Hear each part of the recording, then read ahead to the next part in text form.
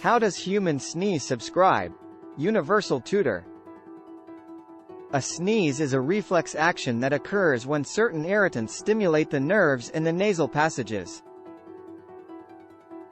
It's a natural mechanism to clear the nasal passages of foreign particles, irritants, or excessive mucus. Here's how a typical human sneeze occurs. Irritation. When something irritates the lining of your nasal passages, such as dust, pollen, smoke, or viruses, sensory receptors in your nose detect this irritation. Signal to brain. The sensory receptors send signals to your brain's sneeze center, which is located in the medulla oblongata, a part of the brainstem. Nerve activation. The brain processes the signals and triggers a response.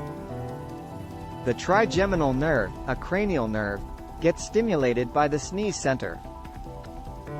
This nerve carries sensory information from your face and nose. Preparation. As a response to the irritation, your body starts to prepare for the sneeze.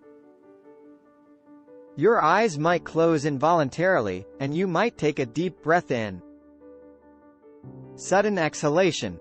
The muscles of your chest, diaphragm, and abdomen contract suddenly and forcefully. This compresses your lungs and rapidly expels air from your respiratory tract.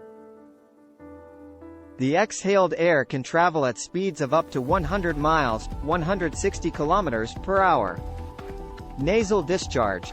The forceful exhalation pushes out the irritant or foreign particles from your nasal passages.